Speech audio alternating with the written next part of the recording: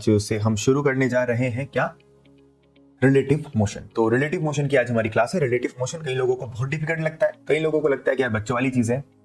तो जो भी है, आज की क्लास में आपके सारे डाउट्स रिलेटिव मोशन से रिलेटेड खत्म हो जाएंगे। बहुत ही सिंपल सा टॉपिक है, बस आप उसके बेसिक को समझ लो कि रिलेटिव का मतलब क्या है। उसके बाद आप किसी भी क्वेश्चन में अप्लाई कर सकते हो और आपका क्वेश्चन थोड़ा जल्दी सॉल्व हो जाता है।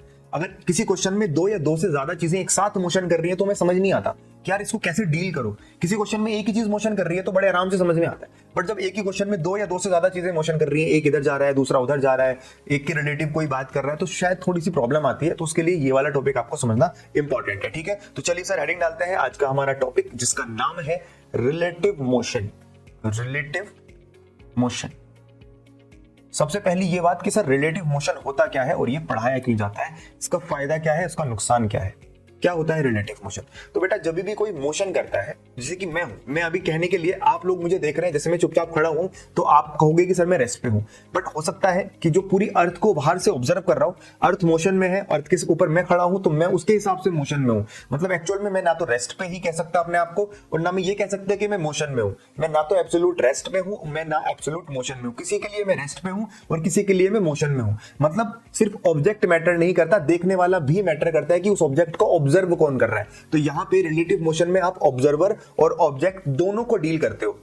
आप ये भी स्पेसिफाई करते हो कि कौन देख रहा है, मतलब ऑब्जर्वर कौन है, और किसको देख रहा है, मतलब ऑब्जेक्ट कौन है। दोनों के बारे में अगर आप बात कर रहे हैं तो बात आ जाती है रिलेटिव मोशन की। तो दो चीजें हमेशा याद रखना, रिलेटिव मोशन में दो चीजें होती हैं, एक सबसे इंपॉर्टेंट है आपका ऑब्जर्वर और दूसरा है ऑब्जेक्ट जिसको देखा जा रहा है।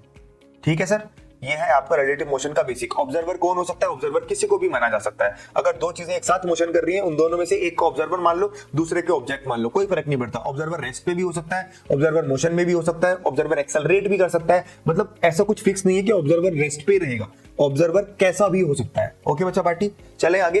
कुछ एक दो फॉर्मूले बता देता हूं, जैसे कि आपके सामने आया VAB। VAB इसका मतलब क्या है, इसका मतलब होता है बेटा वेलोसिटी या फिर स्पीड कह लो। इसको आप कहेंगे speed of A with respect to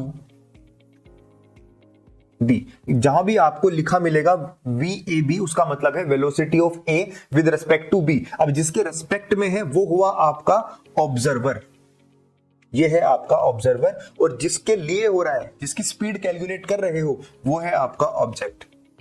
ठीक है, अगर लिखा है VAB तो A है आपका ऑब्जेक्ट और B है आपका ऑब्जर्वर, मतलब B A को देख रहा है। अगर कहीं लिखा होता है VBA तो इसका मतलब क्या होता है, इसका मतलब होता है speed of B with respect to A।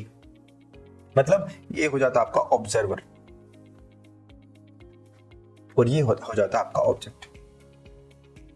कुछ समझ में आ रहा है। VAB का मतलब क्या है, और सिर्फ वेलोसिटी ही रिलेटिव नहीं होती, एक्सेलरेशन भी रिलेटिव होती है। कई बार आपको मिलेगा AAB, मतलब क्या है, acceleration of A with respect to B. इसका ये मतलब है, बी है आपका ऑब्जर्वर और ए है आपका ऑब्जेक्ट।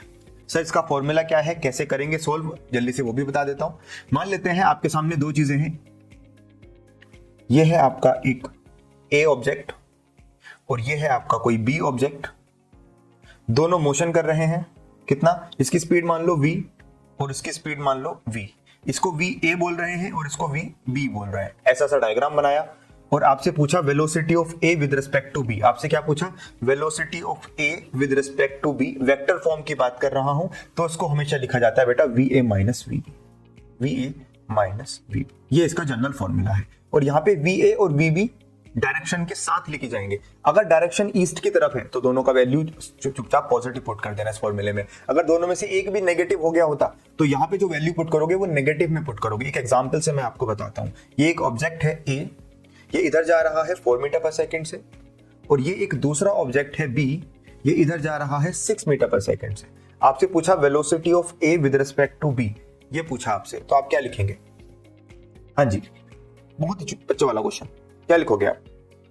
आपने कहा सर ये दोनों ईस्ट में ए की तरफ जा रहे हैं, तो VA मतलब आपने लिखा 4i कैप, और VB आपने लिखा माइनस, कितना है, माइनस का तो साइन फॉर्मूले में ही है।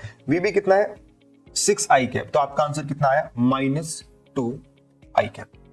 Minus two I cap. मतलब ये जो velocity of A with respect to B है, विद रिस्पेक्ट टू बी मतलब बी अगर ए को ऑब्जर्व करेगा, आगे वाला अगर पीछे वाले को ऑब्जर्व करेगा तो उसको नजर आएगा कि जो पीछे वाला है उसकी velocity minus two I cap है। माइनस टू आई कैप का मतलब समझते हो कि वो पीछे जा रहा है। अब खुद ऑब्जर्व करो, आगे वाले की स्पीड ज्यादा है और पीछे वाले की स्पीड कम है, तो आगे वाला जब आगे जाता रहेगा बड़ी तेज, उसको लगेगा पीछे वाला तो पीछे हटता चला जा रहा है। इसका मतलब आगे वाले को ऐसा लगेगा कि जो मेरे पीछे वाला है वो मेरी तरफ नहीं आ रहा, वो मुझसे दूर जा रहा है। तो आगे वाले को लगेगा कि पीछे वाला दूर जा रहा है, मतलब इसके लिए ए की relative velocity minus two I cap. अगर आप खाली मैग्नीट्यूड लिखना चाहें तो भी कोई दिक्कत नहीं है, आप वी ए बी को माइनस टू भी लिख सकते हैं। अब माइनस का मतलब समझ लेना, इधर वाली डायरेक्शन पॉजिटिव मानी गई है और इधर वाली डायरेक्शन नेगेटिव मानी गई है। माइनस से पूछना नहीं यार मुझे velocity of B with respect to A बताओ, उल्टा बताओ। तो आप क्या करते हैं, आप बोलते हैं कि सर एक काम करते हैं V B minus V A लिख देते हैं, तो आपका आंसर कितना आएगा बेटा, प्लस टू आई कैप। इसका मतलब अब आपने उल्टा कर दिया, अब ऑब्जर्वर को ऑब्जेक्ट बना दिया और ऑब्जेक्ट को ऑब्जर्वर बना दिया। मतलब वी बी ए का मतलब velocity of B with respect to A, मतलब जो पीछे वाला है ए, ये ऑब्जर्वर है, ये देख रहा है, किसको देख रहा है, ये आगे वाले को देख रहा है। और जब पीछे वाले की स्पीड कम है, आगे वाले की स्पीड ज्यादा है, तो जब पीछे वाला आगे वाले को देखेगा उसको लगेगा यार ये तो बड़ी तेज जा रहा है। अब कितनी तेज जा रहा है, इसके पास खुद की स्पीड 4 है, इसके पास स्पीड 6 है, तो दोनों में डिफरेंस कितना हुआ, 2 का। मतलब पीछे वाले को आगे वाला 2 मीटर पर सेकंड से फॉरवर्ड डायरेक्शन में जाता हुआ नजर आएगा, तभी इसका आंसर आप प्लस 2 लिख के आएंगे बेटा। मतलब पीछे वाला आगे वाले को देख रहा है, अब पीछे वाला आगे वाले को देख रहा है, इसका मतलब क्या है कि भैया आगे वाला तो फास्ट चल रहा है, तो पीछे वाले को लगेगा कि आगे वाला और तेज आगे जा रहा है, कितनी स्पीड से आगे जा रहा है। अगर दोनों की स्पीड बराबर होती तो दोनों ऐसे चल रहे होते, इनके बीच की डिस्टेंस पे कोई फर्क ना पड़ता, बट अब आगे वाला फास्ट है, कितनी स्पीड से ज्यादा तेज जा रहा है, तो आपने कहा 4 और 6 में 2 का डिफरेंस है। इसका मतलब आगे वाला पार्टिकल या ऑब्जेक्ट 2 मीटर पर सेकंड से फॉरवर्ड डायरेक्शन में जा रहा है, तो velocity of B with respect to A को प्लस 2 लिखोगे। कोई दिक्कत, ठीक है। अभी तक हम सिर्फ एक ही डायरेक्शन की बात कर रहे हैं, अभी हमने ज्यादा बात नहीं करी। यहां से एक बात हमें समझ में आ गई कि velocity of A with respect to B अगर मैं लिख रहा हूं तो वो इक्वल होती है velocity of B with respect to A के। Am I correct? क्या मैं सही बोल रहा हूं कि velocity of A with respect to B is equal to velocity of B with respect to A? क्या मैं सही लिख रहा हूं? आंसर इज नो सर, गलत, ये सही नहीं है, इसमें गड़बड़ है। क्या क्या गड़बड़ है सर? यहां पे एक माइनस का साइन तो लगाओ। दोनों का मैग्नीट्यूड बराबर हो सकता है, बट अगर आपने वेक्टर लगाया है तो माइनस भी लगाना पड़ेगा। मतलब वी बी ए जिस डायरेक्शन में आएगा वी ए बी उसका उल्टा आएगा, दोनों के बीच माइनस लगेगा, याद रखना। और एक सिंपल सा फॉर्मूला है V A B is equal to V A minus V B, मतलब पहले वाले की वेलोसिटी में से दूसरे वाले की वेलोसिटी को माइनस करना है, बस इतनी सी बात है, इससे ज्यादा कोई ऐसी दिक्कत की बात है नहीं। चलिए सर आगे बढ़ते हैं नेक्स्ट क्वेश्चन की तरफ। मान लेते हैं एक पार्टिकल है यहाँ पे ए और एक दूसरा यहाँ पे है बी, ये इधर जा रहा है 4 मीटर पर सेकंड से और ये इधर आ रहा है 2 मीटर पर सेकंड से। जल्दी से बताइए velocity of A with respect to B का मैग्नीट्यूड और velocity of B with respect to A का मैग्नीट्यूड, जल्दी से बताइए। -6, मैं सिर्फ मैग्नीट्यूड पूछ रहा हूं पहली बात। तो अगर आप वी ए बी की बात करोगे मतलब velocity of A with respect to B, तो कौन ऑब्जर्वर है? आपने कहा सर बी देखने वाला है। किसको देख रहा है? बी ए को देख रहा है। तो बी खुद 2 से जा रहा है और ए उसी की साइड 4 से आ रहा है, तो इन दोनों की जो डिस्टेंस, उनके बीच की डिस्टेंस है वो कितनी स्पीड से कम होगी? आपने कहा सर एक काम करते हैं, फॉर्मूला होता है V A B is equal to V minus का साइन। बेटा वी बी का वैल्यू कितना लिखोगे? +2 की -2? आपने कहा सर वेस्ट की तरफ जा रहा है तो आप इसको लिखोगे -2, मतलब आपका आंसर आएगा बेटा +6, तो ये आया 6 मीटर पर सेकेंड। अगर आप वी बी ए लिखोगे तो उसका आंसर कितना आएगा बेटा?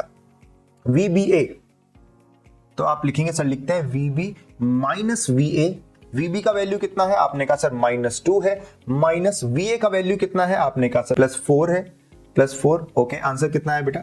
-6, तो इसका वैल्यू आएगा -6 मीटर पर सेकेंड। ठीक है, यस। तो याद रखना थोड़ा सा कि प्लस और माइनस कैसे मैं लगा रहा हूं।